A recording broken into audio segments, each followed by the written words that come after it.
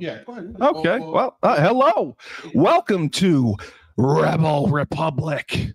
You're either with us or you're against us. I am your host, the best podcast host in the universe, Steve Cully. You're listening to the number one political talk show locally in Worcester, Massachusetts, but also number one in Vermont, New Hampshire, Maine, Rhode Island, Delaware, New York, Connecticut. Doesn't matter. We're just the best of the best. And because we are so good, we have a very, very special guest. And that's the pull that I have being the best podcast host in the universe. It's all because of me that this man is here. We have a state senator from New York who is on the Rebel Republic, Senator Griffo. Welcome. Steve, thank you so much. Pleasure to be with you. And you said you all these listeners. Do you have Bernie and Ben listening in Vermont? Yeah, of course. Of course. Well, right now they have AOC listens all the time. You got a votorama in Washington, so maybe Bernie's kind of focused on what's taking place there, as opposed to listening to you tonight. But you never know. Yeah, Bernie's a tough one to figure out, but he's on the campaign trail with AOC. They're doing some things. But my father, I don't know politics that well, so I always ask questions. And on the drive over here, my dad usually gives me things to talk about. Mm-hmm. So he wanted me to ask you what your thoughts are on the mayor of New York who's running. Well, because he's let's not call him the mayor. Hopefully, all right. Just a primary, Steve. They're just a primary. He won the primary, and my dad thinks the other guy can beat him. Yeah, well, I think it's going to be interesting. I mean, New York City is always very complex, and I think the difficulty in the city of New York, and it affects a lot of the state as a whole, ultimately, sometimes nationally too. You look back historically to when New York was really facing significant financial challenges, probably in the mid 70s, I believe. Oh, wow. And Ford was president and Kerry was the governor of New York at the time, Hugh Carey. And they had to basically rescue the city of New York. They were on the brink of bankruptcy. I think the mayor at the time was Abe Bean, a small, short guy, little guy there, right? He was a financial guy too, but the city was a disaster. The reason I tell you that is because it's important that people understand this, because listen, Massachusetts, that drain can affect not only the city, but the rest of the state of New York and nationally, potentially, because they were looking for federal bailout back in the 70s. And I remember reading all this stuff. In fact, the one headline that was in the Daily News or the New York Post was Ford the city dropped dead. They had asked for money, national money. So that's why there's people need to take an interest in this. And it's got to be a lot more than flash and substance. So Mandami's lure at this point in time, in my opinion, is that he's articulate. He's charismatic. And he worked, right? But if you listen to him, it's scary. Well, he's very evasive. Well, he is a declared, they call themselves the Democrat Socialists of America, DSA. Yeah, they're communists, basically. Yeah, and I mean, if you listen to some of the things he's proposing, and generationally, you have to look at this stuff and say, well, is this resonating when you say, I'm going to give everybody free buses? Yeah. I'm going to create a city grocery store.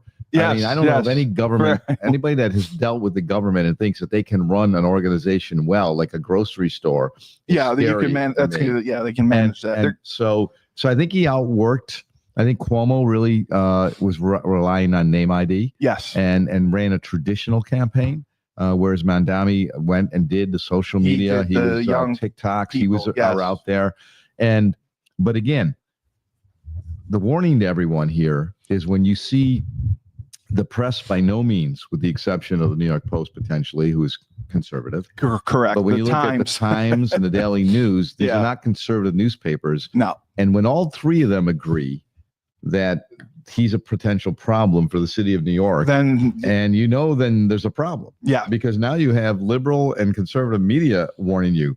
But more importantly is when the Chicago Tribune comes out and says New York learn from our mistakes. We've had it. We don't want it. They did the same thing in Chicago. They had the individual that ran similar, charismatic, and I'm going to do this and that. And Chicago's a disaster. Yeah. And New York City needs true leadership. This individual has no experience in any type of managerial. He's 33 years old. When I was 33 years old, I couldn't do anything. He has not had a job. Right. He is a rapper. He was a musical rapper. He's an influencer and a community organizer. But the key there to remember, it's not the age, because a 33-year-old could do the job if you had the proper experience. If you had some, if you were doing something, running something. Yeah. I mean, take a look at presidents. You were under someone's wing. Yeah. Take a look at presidents. When you elect some of the senators and everything, they've never had any executive experience. Some of your better presidents have been governors, right? Who have run states, like Ronald Reagan. When he ran a state like California, and that doesn't mean that they necessarily would be the ideal. Clinton ran Arkansas. In fact, if you remember, that was a Ross Perot line. Is just because you can run a mom and pop store don't mean you can run Walmart. You know what I mean? It's right. And his insinuation was Clinton ran a state, but it was a small state. Right. It's Arkansas. But still, it's more executive style experience than Zoran Mandami has right now. Right. And I think that I'm really concerned. A lot of people are. The fate and the future of the city of New York. And when you have like AOC telling you he's the best thing since sliced bread, and Bernie Sanders coming there too, it's a communist party. But the point is the following: when you are elected mayor, your primary responsibility, in my opinion, I'm a former mayor of a small city, but still have to run an executive branch. Right. That means you need to make things work. You need to clean the streets, plow the streets, pick up the garbage, make sure the transit is running to pick people up, keep people safe, both from a fire perspective and police perspective. I don't hear him talking about any of that. No, he's talking about sanctuary status. Yes. And how he's going taxing the rich. And how he's going to protect democracy. Yes. No, your job is to run the city. Yes. To run the city, to make it work so people can afford to live there and people can feel safe there. He uses the buzzwords of affordability, but he has nothing to show or demonstrate how he will do that. No, he gives no substance. I've heard him say that he wants to take $1 billion away from the police budget. Yeah, he wants to defund the police. A $6 billion budget. He wants to take basically almost 20% away. He's going to tax the rich. Well, he's going to tax all the businesses. Million and over, right. and he's going to tax all the businesses are going to leave. White communities. Yeah. He's going to tax white communities at a higher rate than wherever they're. I don't know how you have this demographic broken down to where a community is entirely white. So if there are 2%, 3% minority in that community, do they pay less taxes than the rest of the whites in the community? Brooklyn or Manhattan will pay more taxes. What he's done is this. He's smart. He's grasped onto the anger that the 35 and under crowd in New York City and around the country feel. The anger is that they can't survive, and I don't disagree with them right now. Well, right. How much rent and house ownership is abysmal. What it costs to rent or to own a home is beyond anyone's means coming out of college or having an initial job come out to live. Okay, affordability. Food costs are very high. If you live in New York City and you got to buy a $25 drink every time you go out, you can't go out, so you can't have a social life. Well, your rent is minimum $3,000. Right, you're for a studio. So you sound like the guys that, and remember the guy that ran for governor, Jimmy McMillan. The rent is too damn high. With gloves, I got to put my white gloves on. But I understand their side in a way. Here's the thing that's happening, though, is that this is expanded into not just a monetary issue about how I'm going to give daycare for free and free buses and free that. It's also turned into an anti-Jewish issue. Well, it's a social issue. It's grown into a almost a religious, anti-religious fervor, also sparked by the conflicts that are going on in the Middle East right now. But you're looking at a city that has been divided by pro or anti-Israeli relevance and feelings. And I think that's going to. He's playing off of that, and that's smart of him. But I think that will be the demise of him in the election, because this may be a time where a Republican will win the New York City election. Well, I don't know that we'll see that, and I would hope that you could see that. Curtis Lee was a candidate right now, and if you look and you contrast regardless of how you perceive an individual contemporarily, presently, say like Rudy Giuliani. Yeah. But when he ran the city well. Yes. And so did Michael Bloomberg for the next 12 Mayor years. Bloomberg, So for 20 years, the city functioned. I think people forgot that. Yep. When Rudy got in there after post-Dinkins, you saw the city was a disaster then too. And it was just because he didn't manage well, right? Right. Good man, but he didn't manage well. And He didn't know what he was doing. City was in disarray. And when they came in and they put CompStat in from a police perspective and the broken windows theory, where all these things made a difference in the quality of life. And he showed that even a city that most people believe is unmanageable can be manageable if you do it the right way. Right. And Bloomberg continued that. And you're not going to agree with them on everything. My concern right now is, and I hope that the people of the city of New York really wake up and listen to what the individual is saying and try to determine, is he really going to be able to do this, or what he wants to do may be dangerous to doing. And as you indicated right now, if you look at his comments in the past, don't look at what he's saying today, because he's going to polish everything up, and present himself differently in order to get elected. Look at him historically through the last 10 years of his life. That's all. And the things he's saying that are anti-Semitic and that are Very. or the free things that are impossible to deliver on ultimately, because who is going to pay for these things? There's no such thing. It's free. And taxing the rich is not going to pay for everything. You're going to be looking at money coming. He's going to have to come to the state for things, and that's unfair to the upstate economy. And if he comes to federal, who's he coming to? Trump? So. Trump likes him. I thought. No, he's called him a communist. I'm kidding. You're telling me that he thinks he's going to go to the federal government and say we need help? I think Donald Trump's just going to open the floodgates. No, he's going to cut all money. He'd laugh at him. It's going to be like Escape from New York. Remember Kurt Russell and Escape from New York? We talked about New York City's going to be. He's going to be a foil to the president. And again, to me, and the mayor of New York has power, right? And you also have a presence, right? The stage. Yes. But my point is, platform. you still are the mayor, and the people have elected you to lead their city and to make their city better from an affordability perspective, from a safety perspective. Yes. I do not believe he has the ability or even the desire to do that, even though he's saying that. The rhetoric is there, but I don't believe you'll see the results. He's very self-centered. And you're seeing this across the country. The coming attractions that the Chicago Tribune is saying, pay attention. We made a mistake. Don't repeat the mistake.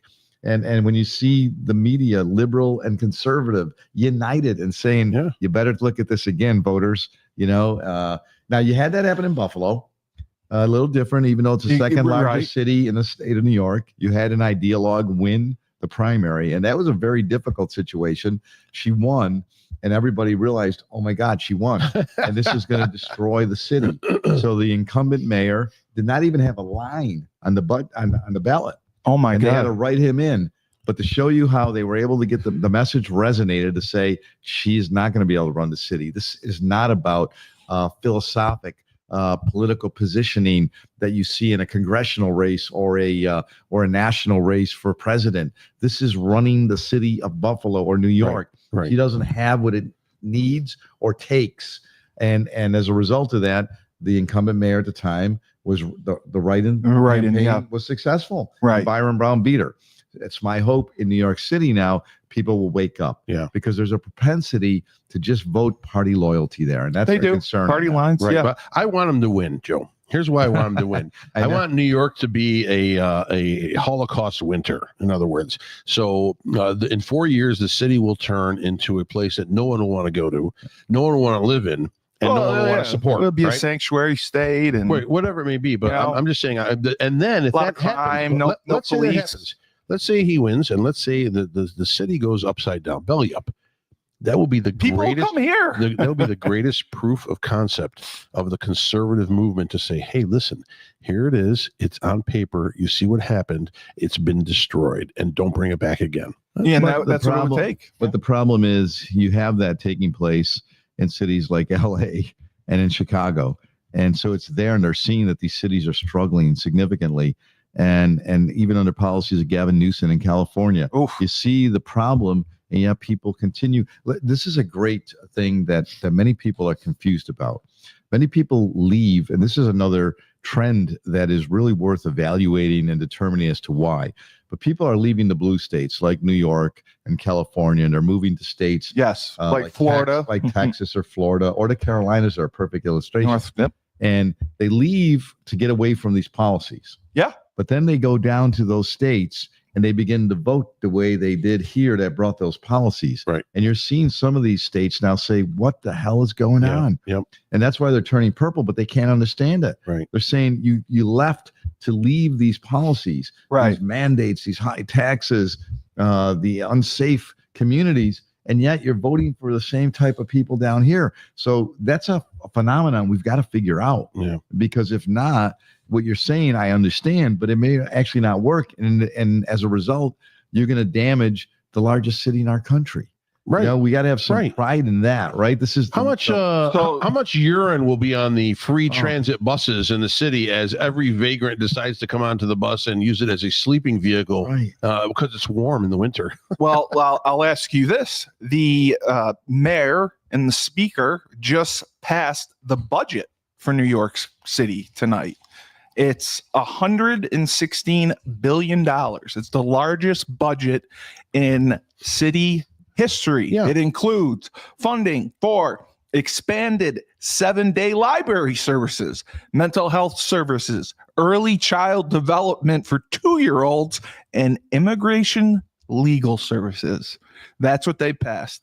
The city council, they've been fighting for the legal services up until the final deal amid the increased immigration enforcement and deportation efforts in the city. But now it finally passed. Right. Well, I mean, and you look at some of those programs from a mental health perspective. Absolutely. From the other aspect that you were talking about with childhood development. That makes sense. You know, you got to find a way to deliver services and meet needs. But when you talk about the providing free legal advice, and the governor did the same thing, $50 million of state taxpayer money going to pay for legal fees for these undocumented illegal migrants that are here. That's where people stand up and say, enough is enough. Right. That's wrong, you know, and we've got to find a way to become more pragmatic. We've got to find a way to apply common sense to problems. And we're not doing that right now. There's too much ideology that are motivating this. Right. And that's a problem right now, motivating policy decisions. And well, yeah, they're saying that this was easy. They fought for a while over this, but it was easier for Adams to pass because it's an electoral year. Right. And they believe that this budget, because they're spending so much, is going to make him look good and give him a better chance in the election. Well, I think Adams's issue is just the way he ran the city for the last 4 years. Probably similar to Dinkins back in the day, you know, where they really weren't organized well and didn't manage well and didn't. Well, he inherited a lot of de Blasio's mess that was left over that period of time. Ultimate mess. I mean, de Blasio was a disaster. Crushed it. But this de Blasio couldn't even get places on time, you know, as the mayor. I think Adams had a challenge, but right now it'll be interesting because if Cuomo stays in the race, if Adams is in the race and Sliwa's in the race with Mondami, it becomes a little more interesting. And I don't know, that's where you got to talk to somebody like the pollsters, like Zogby polls and stuff, to figure out, you know, what's trending right now. Right. What are they hearing from people? Are they paying attention?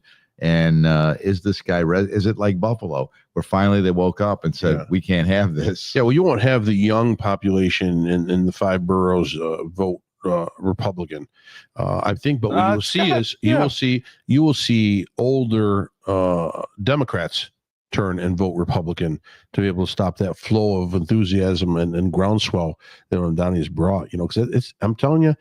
I love the ideas, but you got to show me on paper how physically that's going to work and not bankrupt the city. Well, I don't even know if the ideas are good because I don't know how a government grocery store really resolves the problem. I mean, you take it this area here, we actually have a great way to do the Compassion Coalition. Yes. There. Pastor Sorvello with the Redeemer Church. Great guy. And they have developed a model, a 501c3. I go there. Right. So bargain grocer. And that bargain grocers doing the same thing that Mondami says, but not having it government owned. You know, having the private sector, the non-for-profits, the community coming together to say, look, we have to make these prices affordable for those who have lower incomes. So there are ways to do this. And this is a better example than having the government do this. Yeah. Like I said, I don't know anybody that can say, "Oh, the government runs such a great operation." No, never. But No. I do like the daycare aspect of it for child care, for people who go to work that are single mothers or single fathers. That how do you child care is so you're expensive. talking. I mean, you're even in our area here, it's just $300 a week just to watch your child. Easily. Right, easily. So I mean, that's a drain on people's financial statuses. But I mean, so there's for me, we need to find a way, government-wise, nationwide, to provide health care for everyone. And the Obama, whatever it is. Yeah. We've got to find a way. We've got to find a way to cover our citizens. No, I mean citizens. If you're illegal here, then you're not going to get covered. You're not going to get Medicare or Medicaid or whatever it is to be able to cover yourself and free this and that. That's my number one thing. He's from his car. Are you in the cave in Afghanistan again? No, It's he's really dark coming home from his game. Coach, this is the senator. Senator. Hey, Griffo. Senator. Hello, Coach. How are you? Good. I'm surviving. I just got through a youth game. Yeah, his All right. kid was at a baseball game. Youth baseball. Hey, 21-10. It might as well have been a football game. We're talking about your favorite guy, the mayor of New York. No, not mayor, the mayor. That would be Eric Adams. He's talking about Zoran. He's like a big Zoran He fan. knows. Oh, Yeah, well, Dave loves him too. Dave thinks he's great. right. Dave's Jewish, so that's why Dave's a big fan. But first yeah, of all, I mean, I'm not Jewish. I'm a born-again Christian. Born again Christian. Come on, Steve. I know, but you're still part Polynesian and Jewish. I mean, you got to count it. Okay, yeah, very fair enough. It's But a no, na- I don't it's- like it's him na- because it's he's a not your religion. communist. I don't like him Yeah. because he's a communist. He's a communist. Well, we thought you'd be looking forward to going to the government grocery store, and getting Yeah. Everybody wants to go to that. On the way there.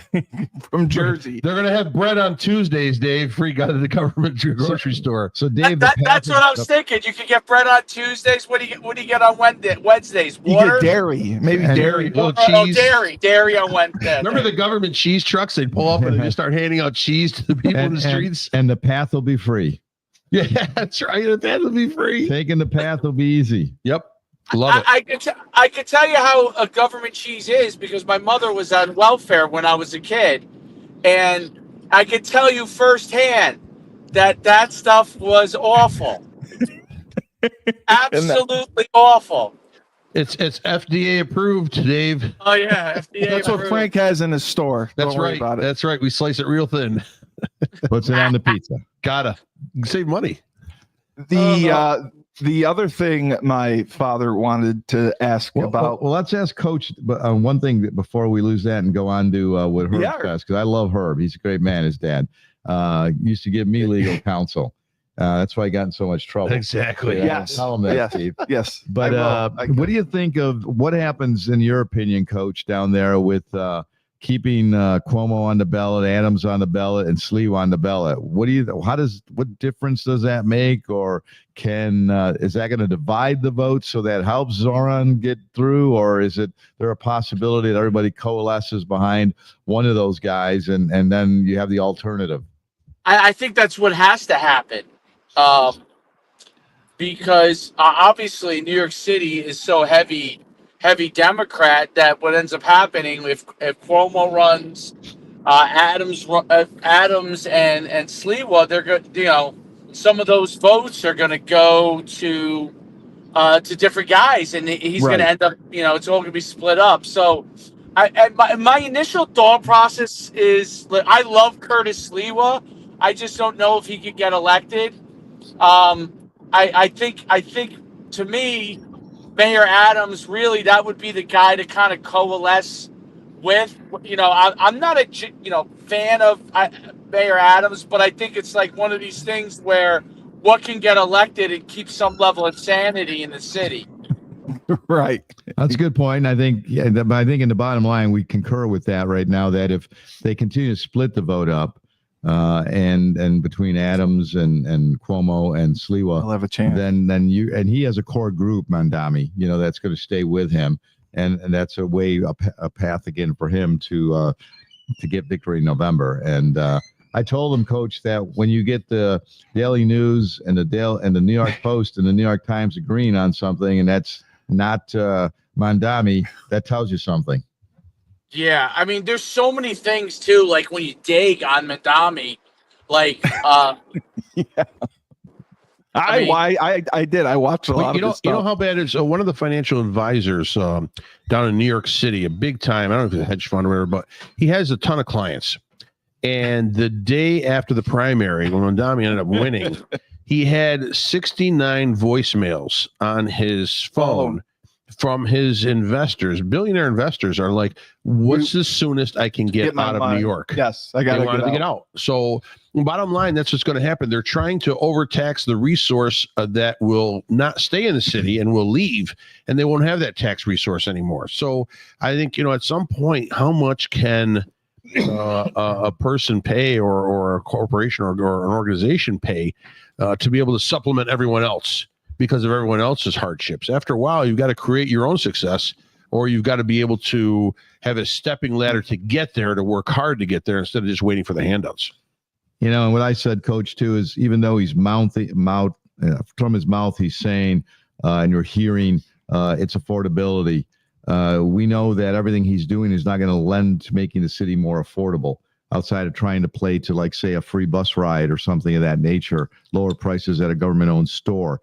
I think more importantly is also the safety aspect. The people of New York City want to feel safe. Yeah. And I don't believe many of the things that he has espoused throughout his career as an organizer and in the assembly has really proven or demonstrated that he's going to take the steps you need to make New York safer. He wants to send in counselors again. Right. Here comes hey, 911.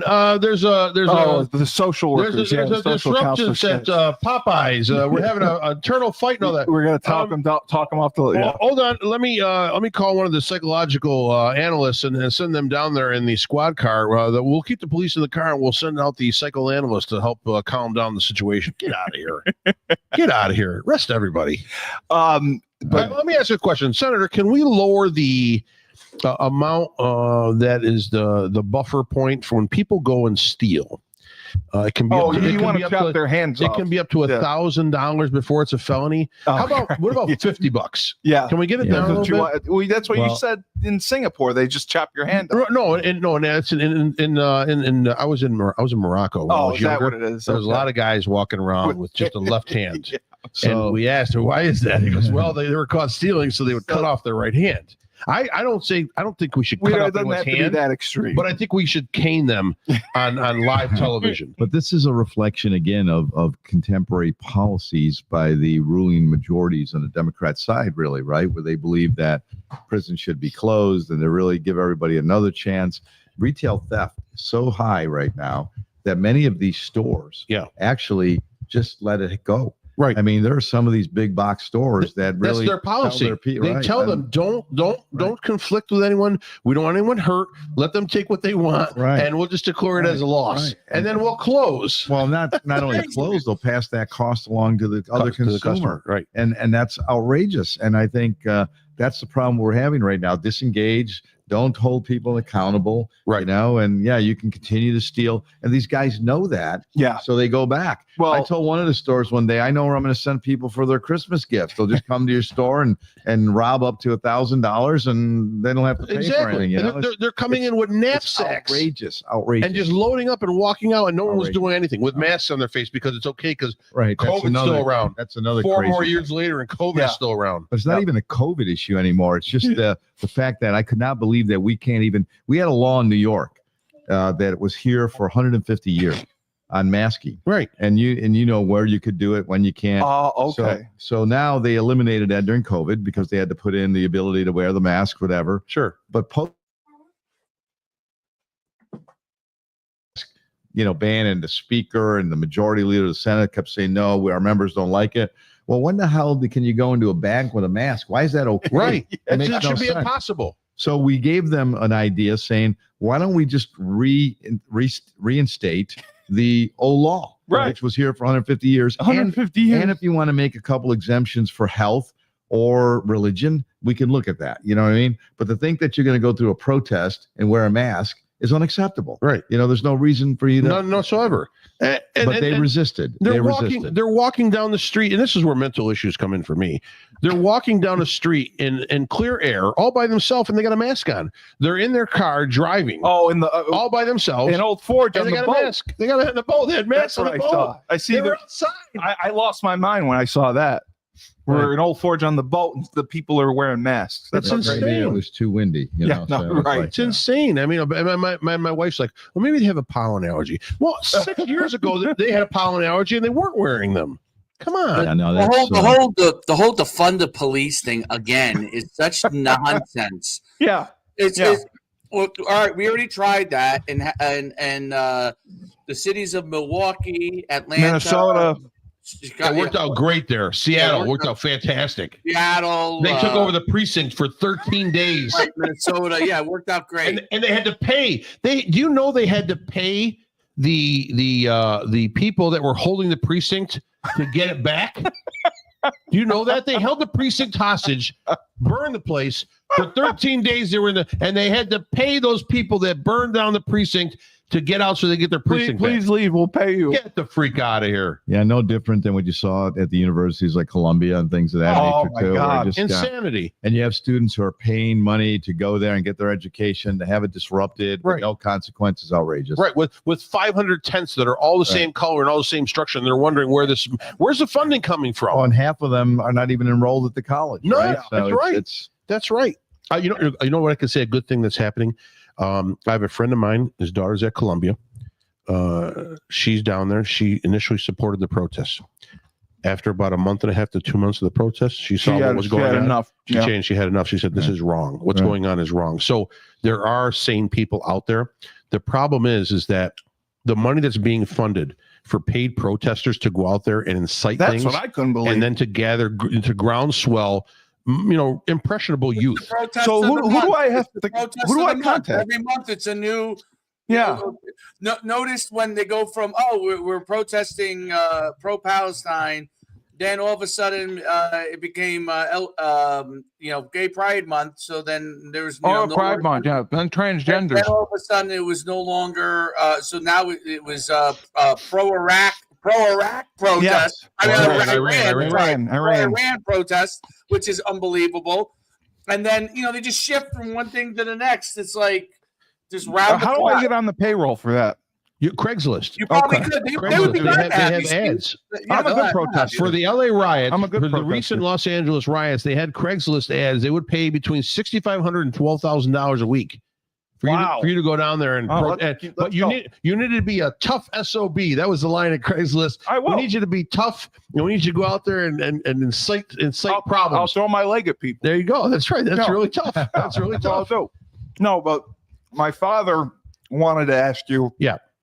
Because he's been discussed. We came all the way around to this. Yeah, pretty good. He still got good memory. I like that. He's very passionate about this, and it drives him nuts. This is how the Lebanese work. They lull you into a sense of calmness, and then they come and hit you over the head with a question. Go ahead. I'm sorry, please.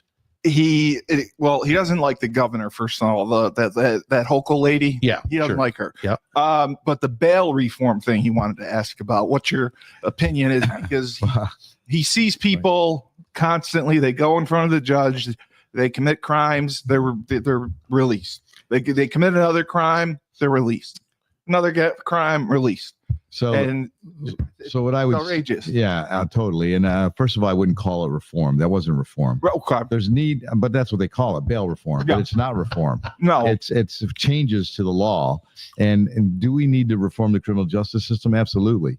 But the first mistake we make is when you do that, in my opinion, I would speak to the people on the ground that have knowledge of the system, whether it's criminal defense attorneys, prosecutors, law enforcement. Get their perspective before you want to try to incorporate or implement something new. Albany's notorious for not doing that. You set education policy. Why talk to teachers or administrators or board of education members? We know best. So they did that in the budget and in the bail issue. But beyond that, they did it in the budget. They didn't even let it be a stand-alone kind of piece of legislation. They put it in a budget process, which is allowed under the state legislative process in the budget.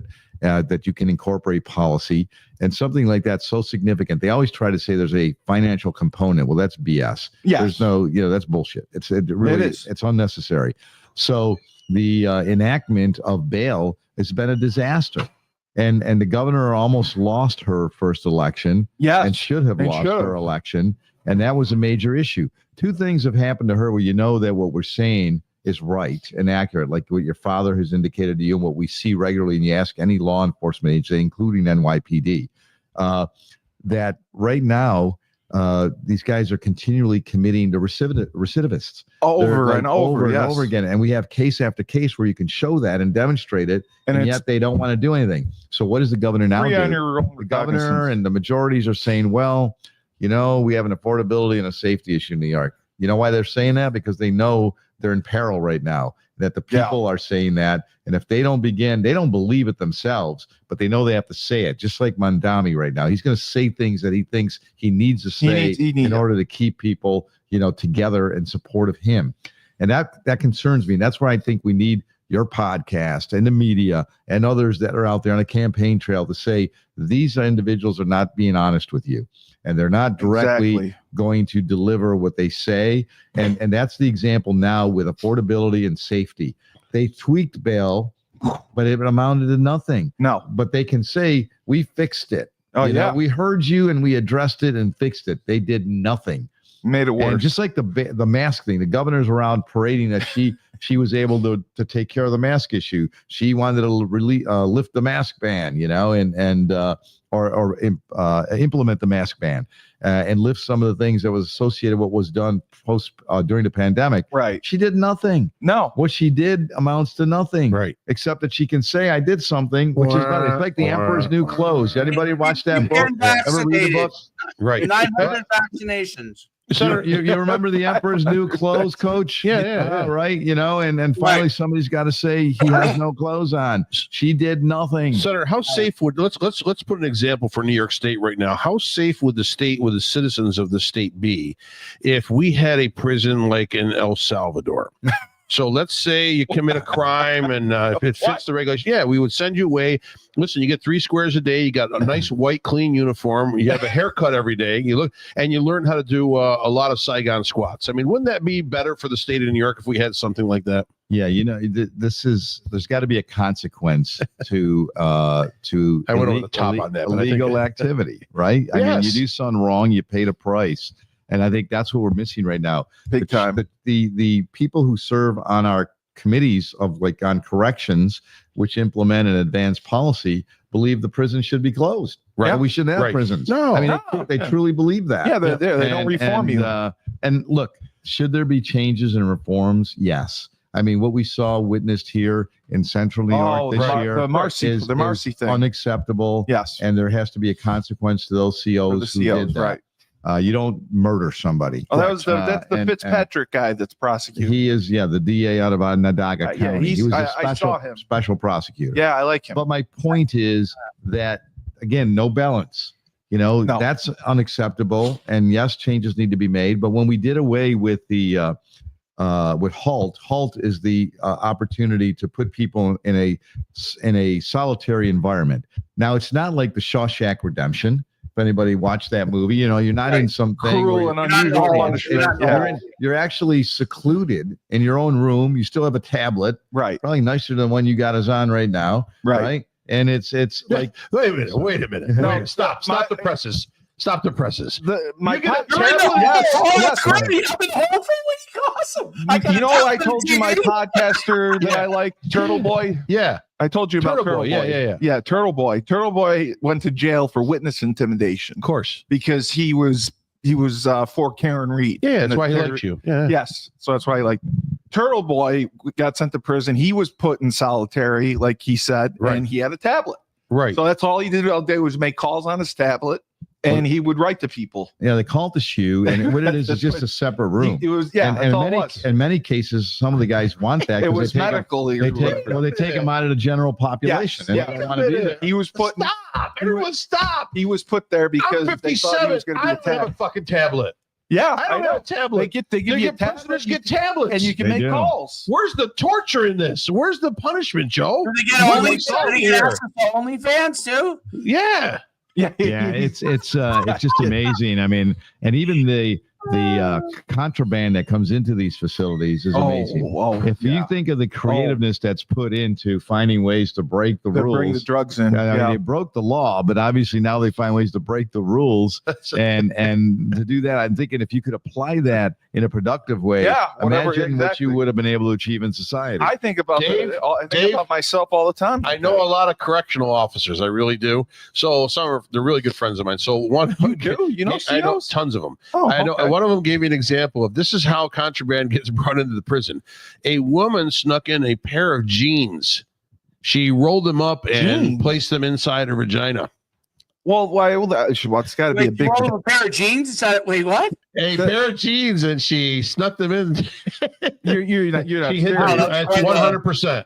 No, How do you fit? That's a pair quite a of special jeans up there? talent.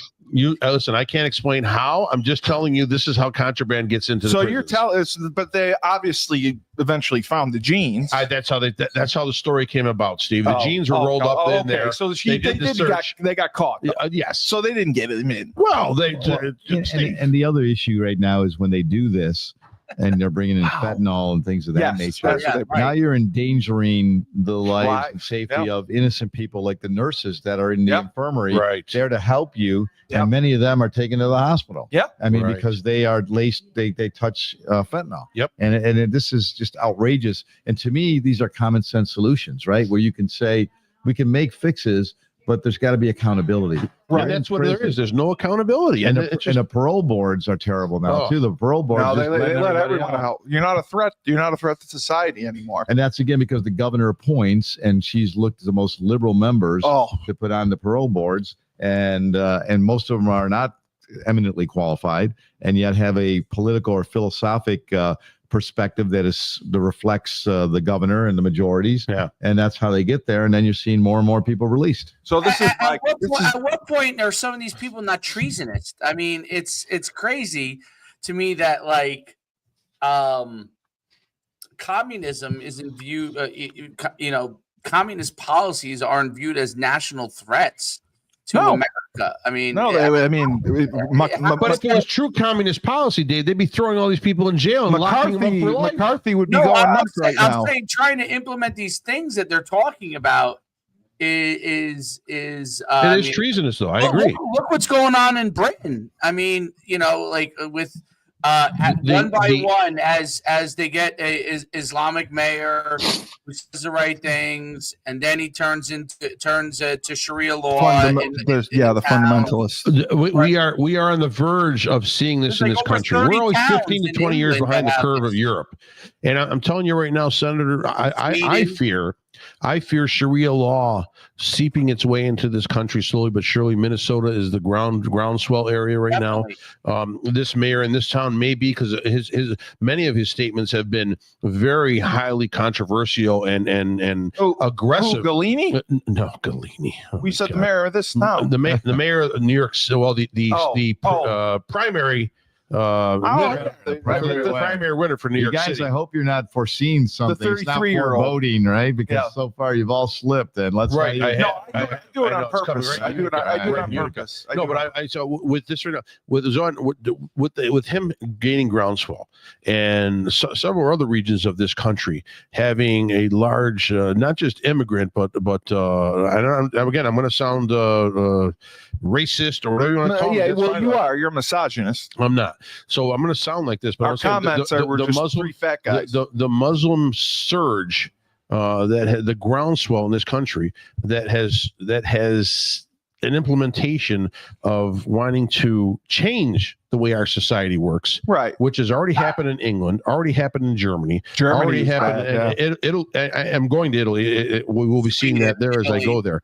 Already a big major problem in France, where they even have to argue about having women's head covered, not covered. I mean, they've gone through the entire law. Well, just go The problems that Europe is facing right now, I feel there are going to be groundswells of nationalistic organizations getting together and starting civil wars in that region of the world, which I would hate to see. There's not going to be any. But there will be. You'll see. There will be. Remember how they worried about the neo-Nazis and skinheads? Those organizations will be making a comeback in all those European countries. And I hate to say this. I'm not trying to, but I'm worried that this is going to. We're always 15 years behind the curve. I don't think that that's going to be the case. What I think is going to be the issue is you're going to have a two-front issue where you're going to have people that are for Islamic Sharia law that are going to stand their ground as to what they want within their communities, and they're going to stand their ground, and people whose towns have been taken over eventually are going to be forced into the conflict at some point, because what you're going to have is you can only, like, eventually it's going to come to a head, because if you unless the country, whatever that country is willing to allow what basically has happened in most of the Middle East, which is outside of Israel. If you are not of the Islam faith and you are marginalized significantly, and then with the initial hopes of that you will leave, and if you do not leave, if you decide to stay, you are not allowed any level of freedoms. So that happens in Lebanon. It happened in Iran. You had to say Lebanon first. Lebanon, for Christianity was the majority of the country. I know. One of the whole things from the 80s when the whole Beirut war thing was the war. That was what the war was. So that's why you have a lot. What are most Lebanese Americans? Probably Christian, because they were forced out, or felt it wasn't safe anymore for them to be in Lebanon. And so you have a lot. It's because one of the beauties to me of the United States of America is that no matter what your religion is, the rule of law is separated out from religion. Okay, yes. You have freedom of separation religion. of church and state. The rule of law, even though it's based in Judeo-Christian principles in America, but the rule of law, okay, yes, you could say, okay, if you steal an item, that's a crime. If you steal an item in the Bible, that's against one of the thou shalt not steal. It's the commandment, correct? But it's not that you say, okay, according to the Bible, right? Steal, you go to jail. It's an actual written law in the United States. That makes United States unique over every other country. What Sharia law allows is the Quran to dictate actual law. And right, the Quran interpretation dictates actual law for the government, and that's when you start to have where you can marginalize people. It's the stepping stones to be able to do that, because if you're an infidel and you don't believe it, if you're Christian, if you're Jewish, if you're Buddhist, if you're Hindu. So anyway. I just wanted to ask you, because I know you have to go soon, because this is how my mind works. Cuomo, it doesn't work. Let's just put it. If Cuomo wasn't so Italian, listening to you guys right now, though, I'm starting to hear REM singing "It's the End of the World" as we know it. If Cuomo wasn't so Italian, that's why we need you, Senator. That's why we need you. Thank you, Coach. Doing all that stuff and didn't get out of office. Hochul never would have run for governor, would she? Well, no, but I mean, we've had problems here in New York, right? You've had since post Pataki, the last Republican governor. Yes. You've had Spitzer resign in disgrace, Cuomo resign in disgrace. Patterson had a number of issues. He was the black guy, right? The first African American governor. Very bright guy, very personable guy. And then you had Hochul. And now you got Hochul. She never would have run. Look at her judgment just alone in picking her lieutenant governor. The first one was indicted, and had to leave. And then we had to change the law so she could put on whoever she wanted. Then she picks Delgado, and Delgado turns on her. So that's got to tell you something right there, too, right now, right? She can't even get along with the person that That she wants chose her own her team. own choice that in her absence should run the state of New York. So, yeah, I mean, she really there's another example of somebody who really she just never fell had, into the job. she fell into it, but she never had government experience. She was a clerk, a Right. congresswoman who was in the right place at the right time. Right. In fact, that's a transformation that is amazing, right? Because she had the NRA endorsement when she was in Congress. Yeah. Now all of a sudden she's anti-Second She Amendment just and passed things the of that gun nature. law. She just Right. passed the new. That's So- the other thing. So, That's- and again, so I have they're a question. pandering to a constituency, right? Yep. They know they need that New York City liberal vote, and that's highly democratic. So they'll pander there. Oh. And to me, that's the most disingenuous thing you can do. Why won't they stand up? Like, why won't, I mean, you see a few Democrats, like Fetterman has kind of taken his own approach to things, like what he believes, and then now they're trying to cast him out.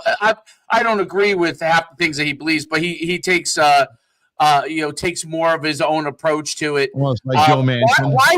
Why won't they fight back against some of the insane far left that they know? A lot of the people in the party, like, I have to believe that a lot of the Democrats, and you probably know, obviously, so many of them pretty well, they have to know that it's complete craziness the way that they have to, and they're going along with it willingly, knowing it's complete craziness. Because why many is of them, that?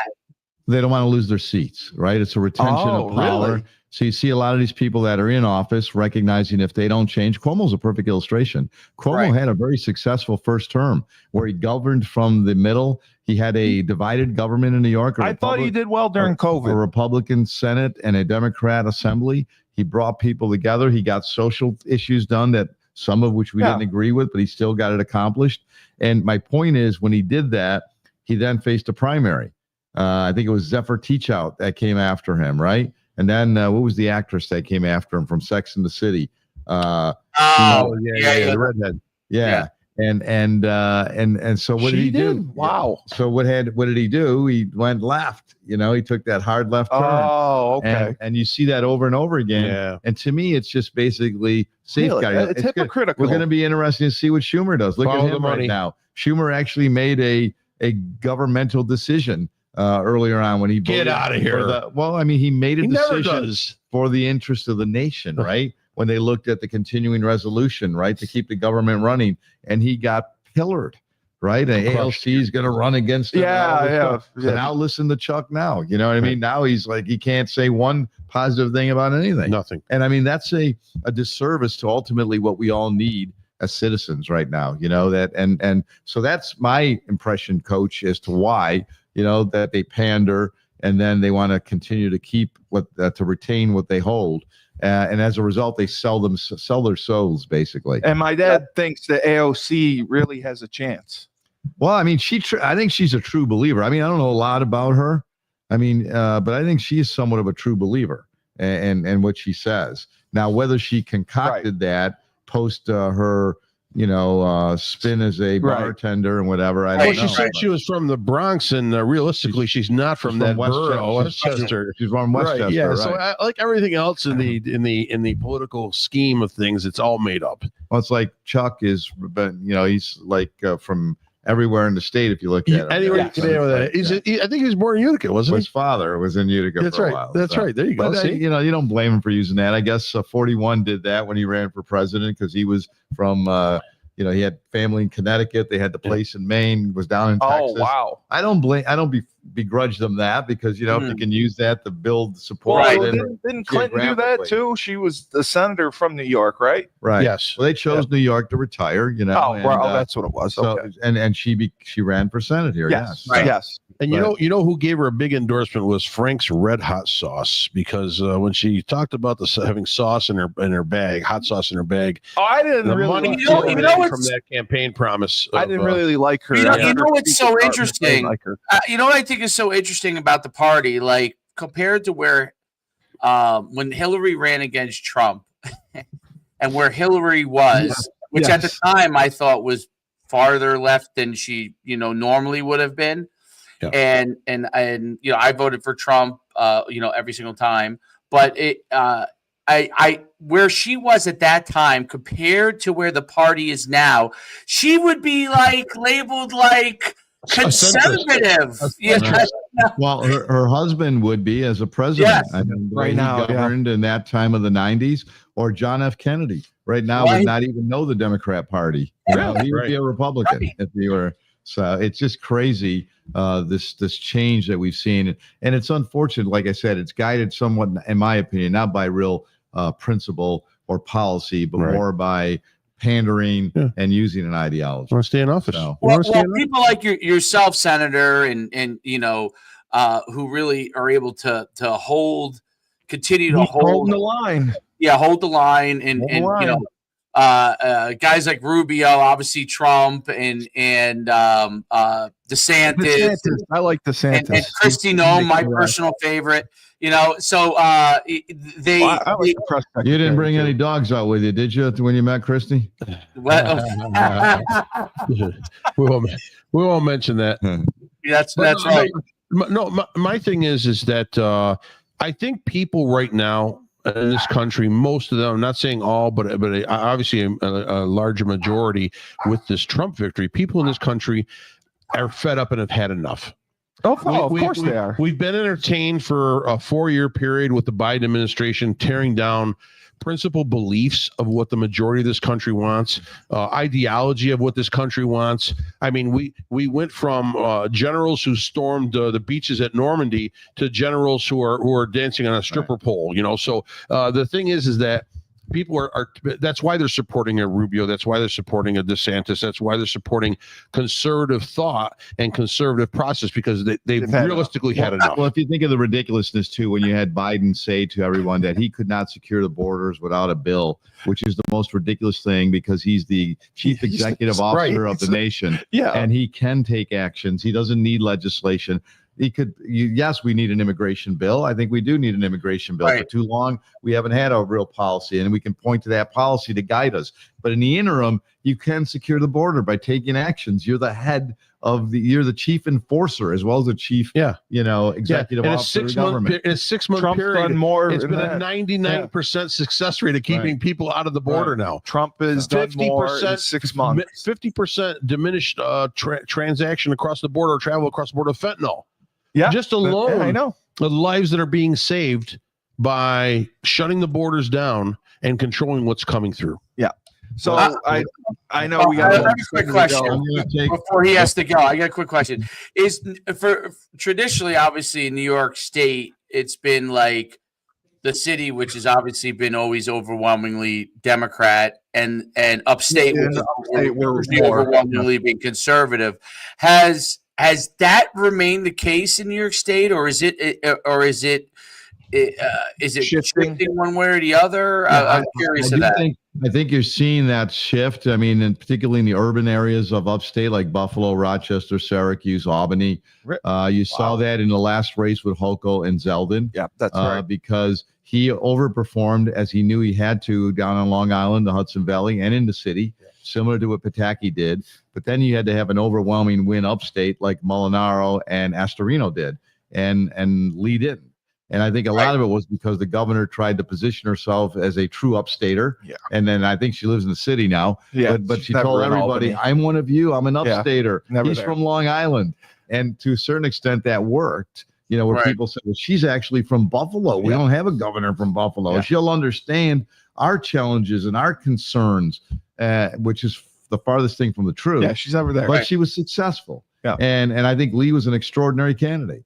And I think he's doing an exceptional job at the EPA. Yep. And so I think there are changes. And it's similar to, Coach, I don't know if you were on when I talked about how we're purpleizing, if that's even a word, states like North Carolina now.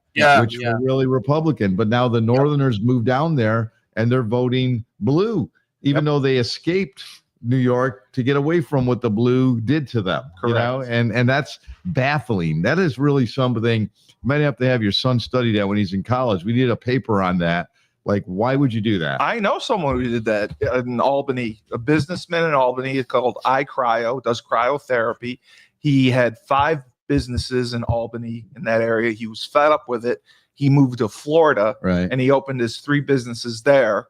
And now he's doing exactly what you're saying. voting He's going the opposite way. Guys, right. And then when it starts happening down there, they, right. you know, so well, That doesn't make sense to me. It doesn't make sense. No. That needs some study and research, really, because we got to figure that out. That needs a sociologist and a psychologist. Well, I'm a social major. I'll be out. So, sociology and psychology. Down 911. God. Senator, I appreciate coming on. It's been a pleasure. Honestly, thank you for taking the time. I know you have a busy schedule. Maybe in the That's fall. the power. That's the power Anytime. of Rebel Republic. Fall We'll would be try great. to come out back in the fall. We're spreading it. We're All right. spreading the word. Coach, stay safe down in the Big Apple. Thank you. It's great seeing you. Hide. Yeah, you're good. You can go. Thank you so much. We appreciate you.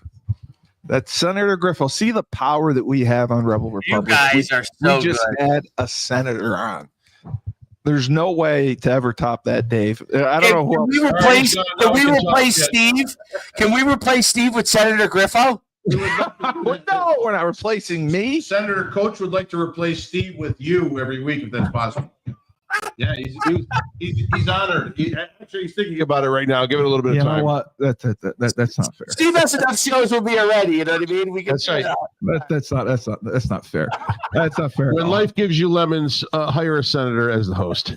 That's right. I heard that.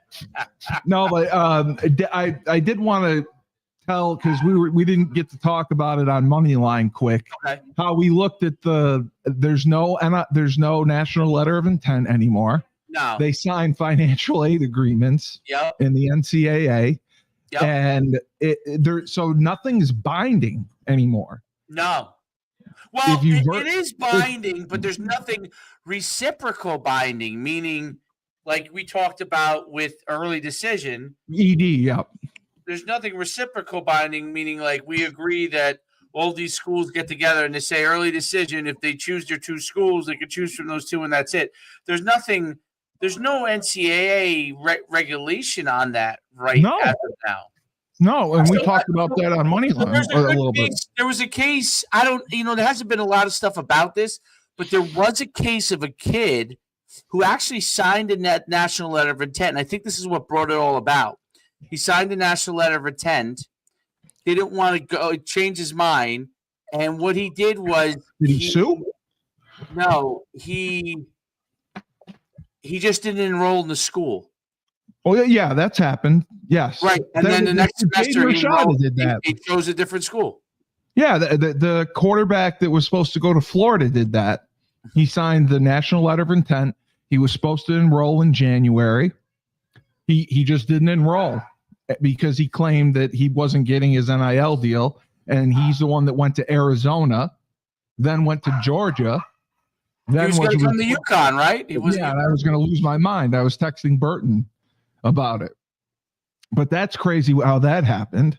And we were just talking about New York City. They finally passed their budget. It's a city record, $116 billion. $116 billion. And it's including mental health care, child care, but also immigration services in it. And they said that it was because they were fighting for a long time over the budget. They said it was easier for Adams to pass it because of the challenge that he's getting from the Muslim guy. Mamdani. Yeah, well, I just call him Muslim guy. So yeah, him. Muslim guy. Yeah, well, Senator Griffo kept getting mad at me when I said the mayor. He's like, no, he's not the mayor. Right, it's true. Well, he's not. Not the mayor. He's the mayor candidate.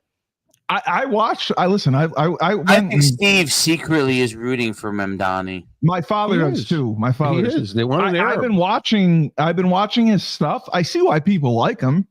He's very charismatic. Now he doesn't say anything. He's so smart. He doesn't say anything. He hasn't held one job. I know, out of college. That's great. What do you mean that's great? Good for him. How can he tell? How can he tell what happens? No. How can he tell anything that goes on in the business world? How can he tell anything that goes on monetary as far as policies?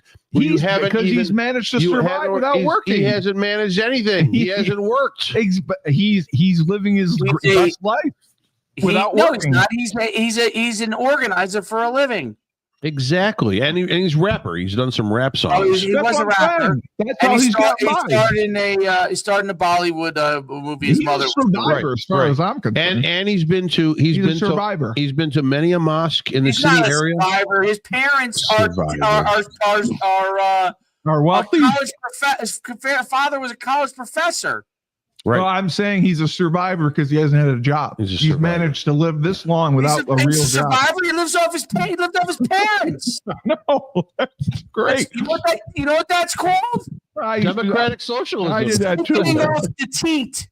That's I right. did that. I did that too. Get off the tit. I did that too for 5 years. No, it's just So it's that would be like you running for office right now. You would not I would win. no job. I could beat you wouldn't. Fellini. Could talk to everybody. No, I would win. Blumpkins for everybody. That'll help. You know how much support I would have Oh yeah, they'd go over head over fist. when my documentary comes out. Yeah. Oh, your And documentary. It's going to be on I Netflix. forgot. Oh, I can't And wait I'm till that such comes a- out. Yeah, and Where's my interview? she's coming July She's not coming. 14th. This is Yeah. like Ernie. July. I have the contract right here. Yeah, I know. You got the contract. I do. Here. Come on. I'll show I it don't to want. you. I don't want to see no contract. It's I'll show it garbage. to you. It's not I mean, you can garbage. make up anything. You can make up anything at any It's time. not garbage. She mailed it to me. There's no contract. Please. There is a contract. No. Are you kidding me? I'm not kidding you. Just at all. like You Billy didn't the lie. liquor Oh, guy no was going way. to buy our podcast. I had to send it to my dad. No way. Billy the liquor guy was going to buy the podcast. Remember that one? No, he still wants to. Here's the contract. Oh, No, yeah. the liquor guy. Here it is. I can't see that. It's in minuscule. Right options agree. Life rights. Life rights Yeah, option. I have to sign What my are you life having a rights. baby? No, that's the perk shot. The podcast is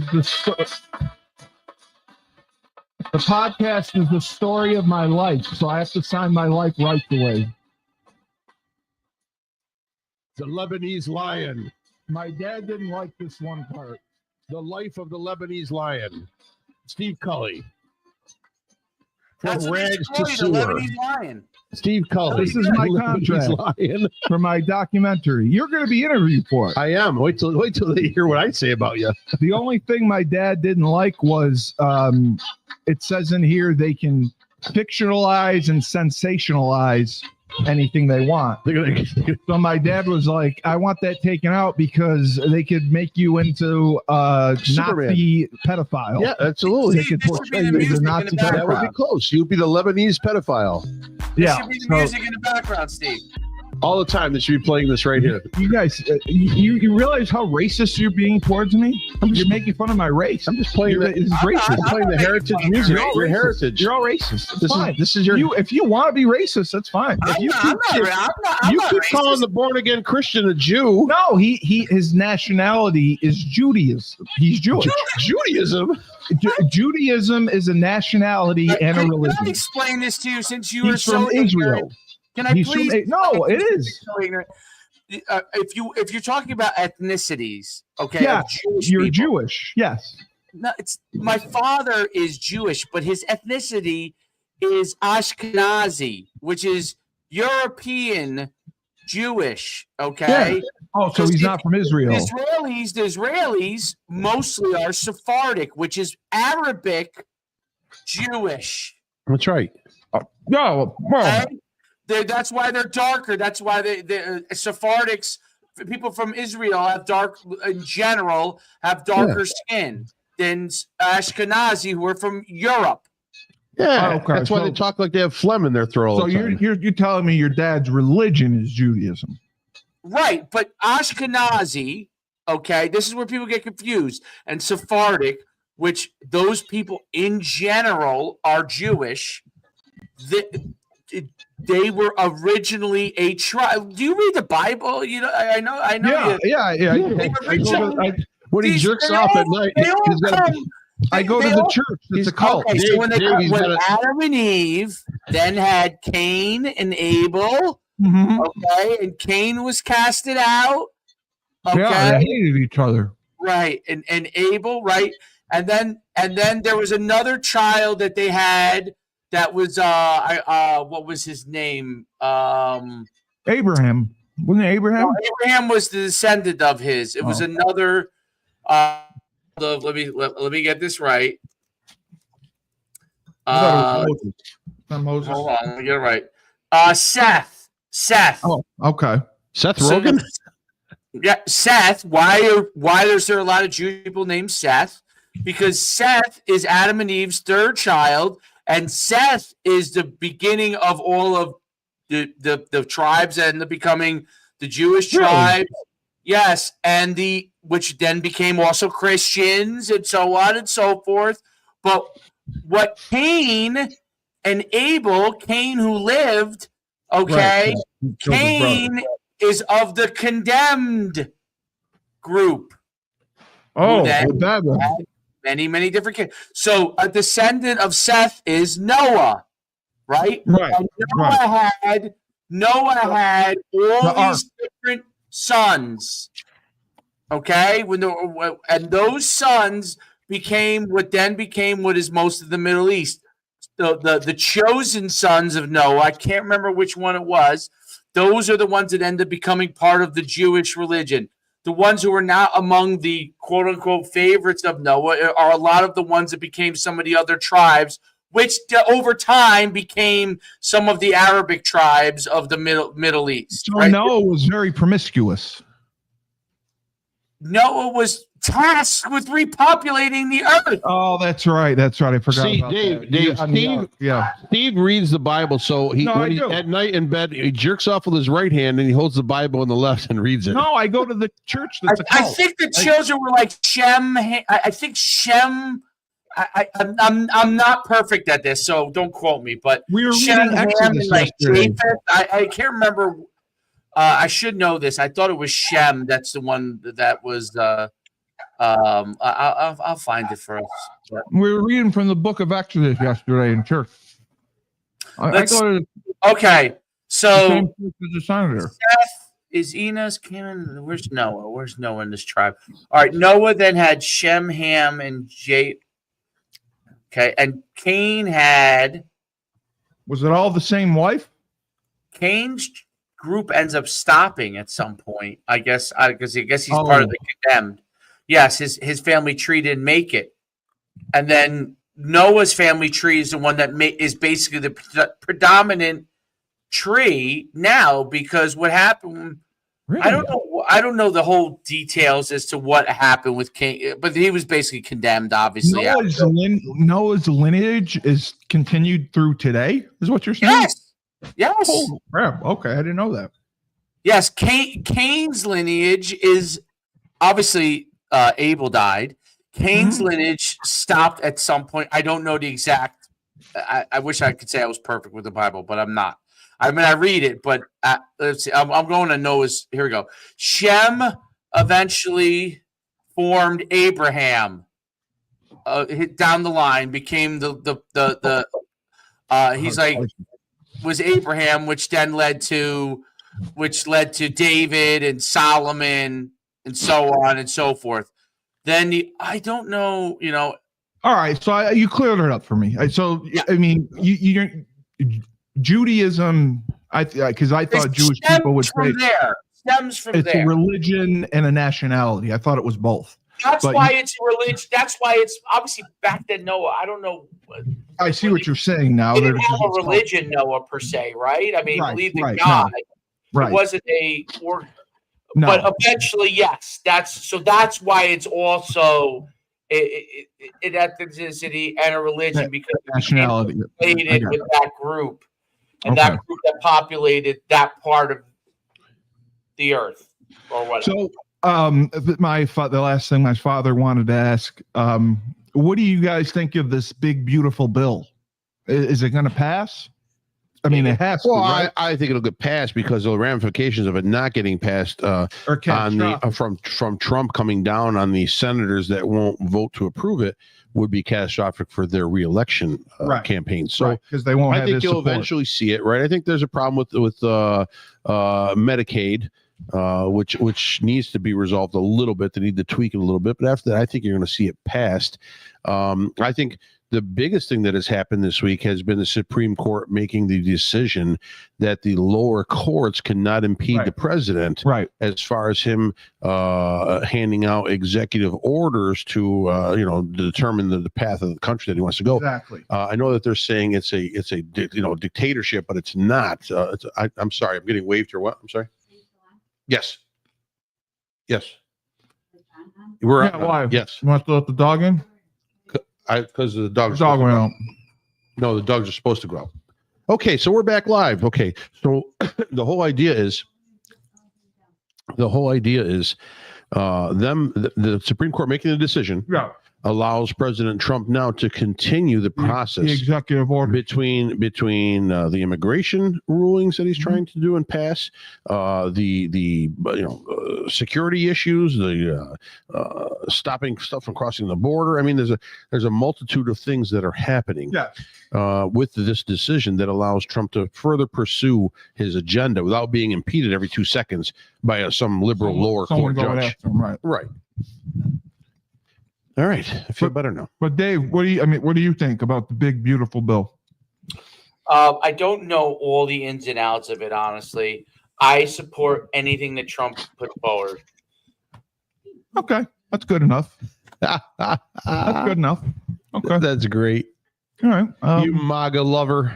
The thing is, I don't know how that happened because I really wasn't I voted for him initially. I was a little the first time. I was a little I think on the fence maybe. But with him and Hillary? I just hated Hillary. I hated Hillary too. I'll tell you this about Hillary though. I don't like Hillary, the way she comes across. I do respect her though, as she is a brilliant person. I think Hillary's brilliant. I think Bill Clinton's brilliant. I don't agree with a lot of the policies they have. But I do Bill think had some good policies. I do. I think that they're very, very, very smart. I just like what Trump was trying to do at the time, and I almost always he was an underdog. I almost always vote Republican. So you're like me. You're a registered Democrat. If someone was a Democrat that actually was good and made some sense, which is almost none of them. I would vote for whoever the best person is. You're like me. You're a registered Democrat. No, I'm a registered Republican. Die hard. It would take. Well, then how did you? I say you voted for Trump over Clinton. I got you. Yes. Okay. You're not Obama over Clinton or whatever in the primary because you wouldn't be. I think Dave would have voted for a possum over Clinton. Yes. I get it. My issue with Hillary is just I think she's a little bit arrogant. I think that she's got a lot of anger.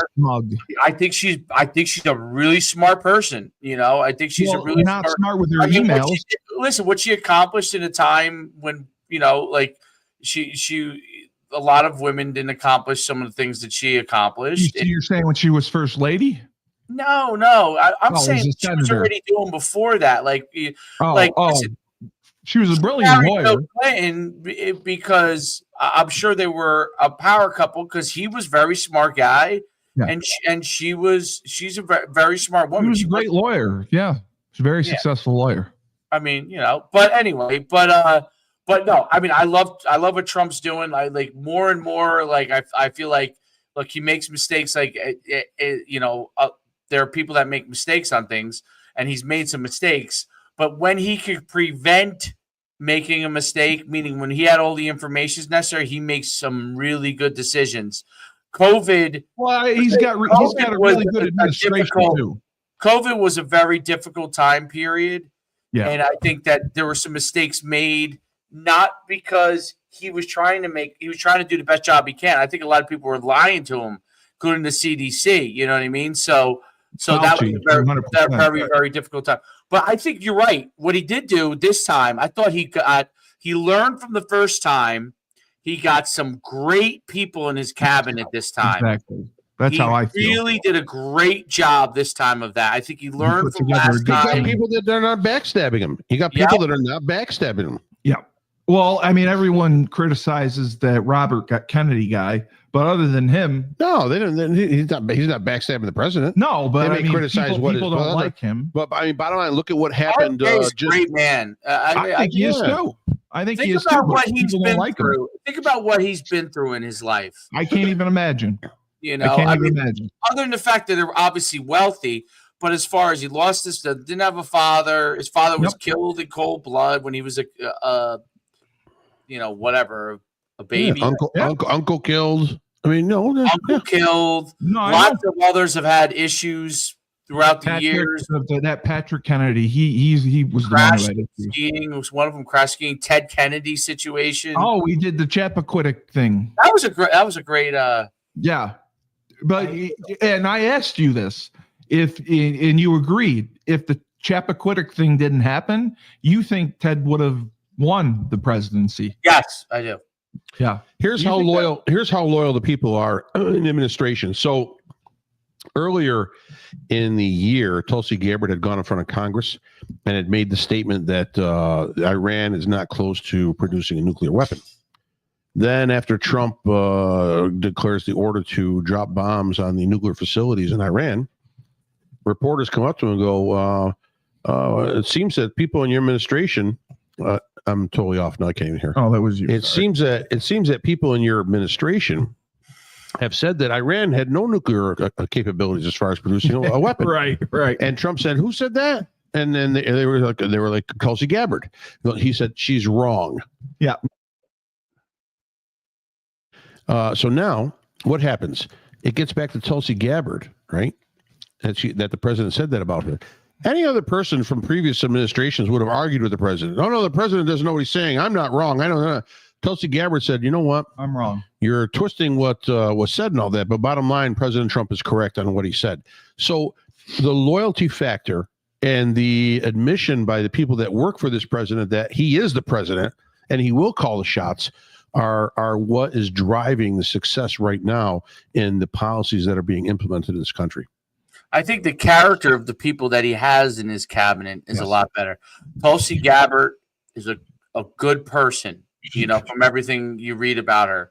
Absolutely. Marco Rubio, okay? Marco Rubio was Trump's enemy number one the first time that he went after, little Marco. He was scared of him, Marco Rubio was willing to swallow all of that, swallow his pride and be able. That's a hard thing to do. Like, I don't know if I could have done it. He's doing what's best for the country. It was best for the country. Focuses on the things that he needs to focus. To me, Marco Rubio is obviously him and Vance are going to be the two leading candidates when Trump comes out. And then DeSantis is third. DeSantis is third, right? And remember, Marco Rubio also, if there's an assassination attempt and somehow they get Trump and Vance in the same shot, Rubio's president. He's third in line. And that's look. Think about that. I thought he did a great job with that. So that's a great succession group. Vance and Rubio, right? Yeah. I mean, I would have complete confidence in each one of those people. And to me, I think Vance is going to be. He's young. He's going to be just an unbelievable politician as he keeps getting better and better. Now, yes. But Marco Rubio is already there. I mean, he's been there. Yes, he's polished. He's been a senator, obviously, and he. I like how Marco Rubio focuses on the important things. He does not get bogged down. And he'll take. I actually think he might have learned from the battles he had with Trump, where he's just like, I got to take stands, and he does now. Like, it's one of those things that sometimes your medicine may not taste good, but it may help you in the long run. I actually think that in the long, like what could have been the end of his career politically, as far as rising to the highest level, he still would have been a senator, but he figured out. And learn from it. How to get along. Yeah. He's stronger than ever, And DeSantis has learned from it. And I love DeSantis.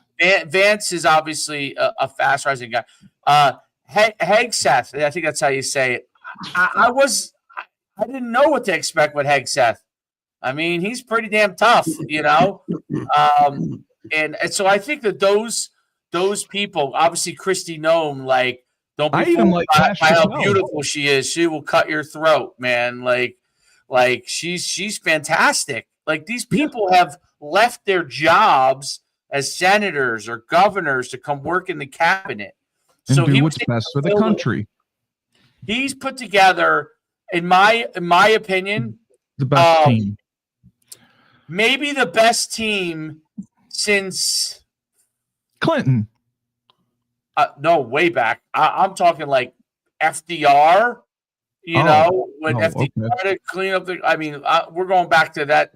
That's how far we're going back. Like, JFK had a pretty good cabinet, but he made some mistakes too with the Bay of Pigs and those kind of.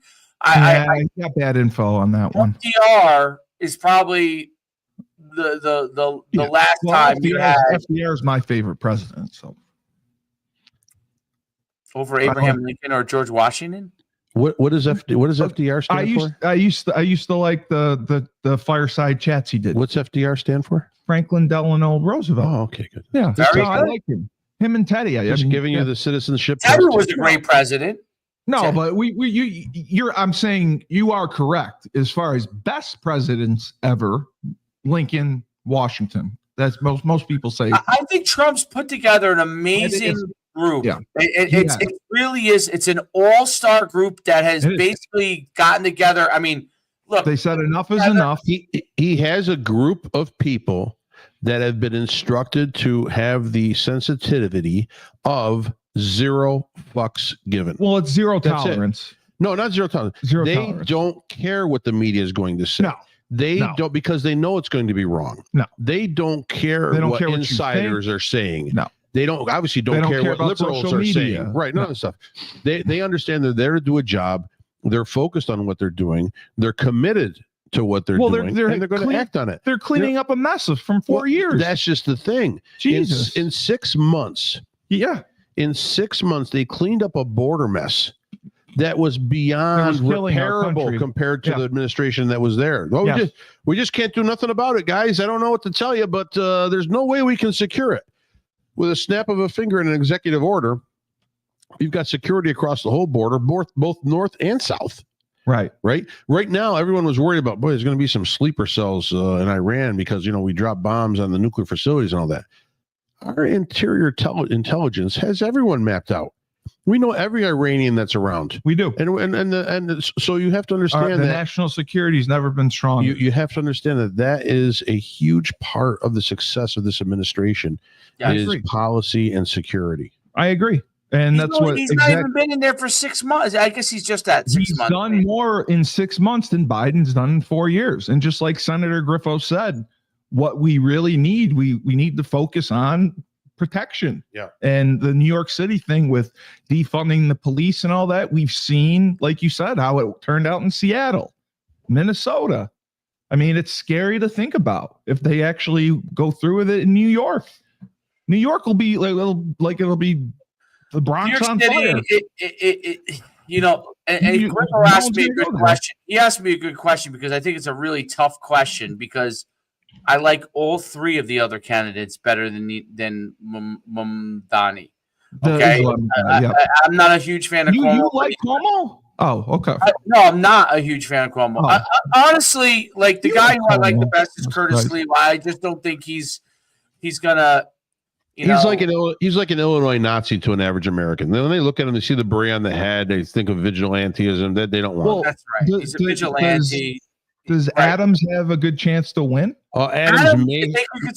Yeah, sorry. No. I was just saying he may have a chance to win, definitely, because he will receive the anti-Mamdani vote, correct, as from Democrats as a protest because they don't want their city to go up in flames. People will turn on him eventually. I think, unfortunately, because Sliwa is the Republican, I don't think Sliwa anticipated that it would be a Mamdani. I'm sure he anticipated it'd be Cuomo, and then you have a three-way battle: Cuomo, Adams, and Sliwa. Which who knows who would win in that, right?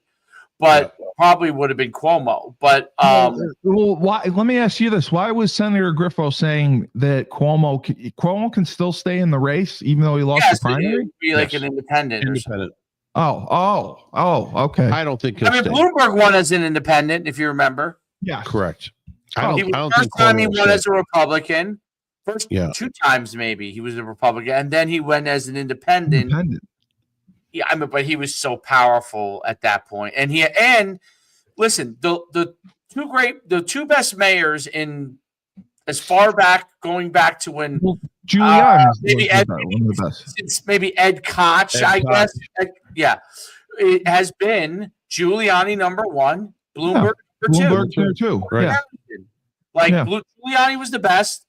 Bloomberg, who had the longest, obviously, tenure, is the second best. There was Bloomberg was a little crazy with he wasn't necessarily wrong with the biggie sodas and all this kind of stuff, but he was a little crazy with some of that stuff. But like, if someone wants to have their big soda, let them have their big soda. I'm not saying he wasn't wrong, because he probably was like, hey, as Americans, as New Yorkers, we're eating these gigantic, it's not healthy. But you don't really want to legislate that stuff. Well, what about Adams? How would you rate him? Listen, I'd like him better than anyone else that's De Blasio. He's a disaster right now, but still better than De Blasio and better than Mamdani, better option. Yeah, listen, he is even with the $116 billion budget he just passed, the highest ever. He is not. Again, this is going to be the lesser of two evils in a situation. I see what you're saying. Right. Adams is not going to he's not going to completely destroy New York City. The one thing he has been really good with, there are two things I think Adams has been good with. And he probably kissed up to Trump because he was in trouble. I get all that, But in all fairness, that's been his undoing. So it was risky of him to do that, and because that's been his undoing. But the one thing he's been decent at is when these things have gotten crazy with the protest, and like, even though you're fighting, you got all these brush fires, you're fighting all over the place all the time. Putting them out, yeah. He's been willing to put them out, and be willing to say, hey, this stuff is wrong, which also got him outcasted in the Democrat Party. Yeah, those are some of the things that he's outcasted for, because he didn't want like people beating up people in Colombia, and he didn't want, because he kind of agreed with Trump on some things. Like that's policies, that's how crazy the left is, dude. They're insane. They're insane. It's over. Well, hey, I know you're going to sign off here, I think, right? Yeah, I was going to say another banner episode of Rebel Republic. I just want to say one thing, if I could. I had a friend just recently pass away, New York City cop. Yeah, I know. He was put his 25 years in. He just retired 2.5 years ago. He had been battling sickness the last 4 years. He worked on that 9/11 pile of rubble that was there, and he's another victim of the cancers and sickness that came out of that. The case cleanup. Yeah. So the family will get money. He's. I just want to give him his 10 minutes of fame. He's 55. That's so sad. Real good friend of mine. I'd go down twice a year to go see him. He's actually scheduled. He's a Cortland guy, right? He's a Cortland guy. Yeah. He came. You used to talk about him. I talked to him 2 months ago, and the doctor gave him 2 years to live. Yeah. So he said, "What's his bucket list?" He says, "I want to go to Italy." I said, "You know what? We're gonna do it. Let's make it happen." So we're going to Italy. He's coming with us. I talked to him last Friday. This past Tuesday, I found out that he died, and I couldn't make his bucket list. I say this not for sympathy, not to get claps or anything like that. I say it just to honor the man. He deserves man, Carlos Morales, NYPD, 55 years old. Please support Tunnels to Towers. Support these organizations that help these people that military or that have worked at 9/11 or that were part of the tragic event of 9/11. These are things that, number one, the blue line. We shouldn't forget. Yep. We America is one thing. We forget everything. We move on to the next cause and always forget about the past. The news cycle is too fast. History is important, and we need to honor that. And I just wanted to put that out there right now. So I'll be down in the city on Thursday for a wake, and I'm sure the NYPD will put on their finest too. To salute them, but we'll see. We'll just put it out there. We'll put it in the show notes as well. Are they doing any donations for him? I don't know. They had something They on gotta probably do on the page of the funeral home. Yep. As far as where what you could donate to. yeah, exactly. Okay. I think it is. I'll Yep, put yep. that on. I'll put that in the show notes. No problem. All right. So sorry for your loss. No, it is what it is. Great guy. It is what it is. And served our country. And we need more people like that, and people like Trump and Senator Griffo. Great job. He did Moneyline with us too. Did he really? This was He knows his shit. He knows his shit. He had a ball, man. He had a ball. Although we asked him, "Do you know who Diana Taurasi is?" And he had no he idea. said no. Said Yeah. no. Well, he didn't know. Didn't. But I said, "Do you know who Caitlin Clark is?" He said, Yes, he did say yes. He did say yes to that. Yep. Yep. So he had more fun on our show than he did on Keeler's. Of course. Because we gave him more time. Yeah. So another banner episode. Wow, high viewership too. We were over 300. 6? We were over 300 at one point. Oh, that's right. Dave, thank you for coming back, and great job. Did your son's team win? We won 21-10. Beautiful. It was a 21. still alive. That's why the game went so long. Who kicked the field goal for the opposition there, Dave? Who kicked the field goal? That's why the Yeah, game went so baseball. long. He Baseball. texts me at like 8:45 and says we're in the 4th inning. We only. By the way, we only went 4 innings, so it was 10 run because they had the 10 10 run rule. 10-1 rule, right? So That's right. That's how you got out. if that team scored another 2 runs, you I know, kept thinking there's no way he's going to make it on, and then you're like, I'm on my we way went home. 6 innings. Yes. If we went 6 innings, I'm not kidding. It would have been like 30 to like 18. Like the amount of runs that are being scored because it's a we're in the slow pitch baseball, Dave. Is that what no, it is? no, you know No, what it is? 10U. The Oh, tournament. 10U. You're All right. playing like it's the All-Star tournament. Yeah, the You're playing like All-Stars. every day. Nobody's got Like- pitchers left. Andy Uh, Weimer's coaching. You know what I'm because saying? he The knows pitchers those are words. the pitchers are Yeah. one Yeah, and they throw their gone. arms out. Yeah. They're burnt. They're burnt. Yeah. You know. Well, good. You get to go to another week. Nice. But he made it. We had a great time with Senator Griffo, and I can't complain. This banner episode. Yep. I keep promising Jimmy one's for the Fallon. book. Jimmy Fallon will be next. He just texted me. He's going to California. He'll be back on the 9th of July. He says he'll hit me up right And after Dave, that. man, we had huge Husky huddle. It was close to 500.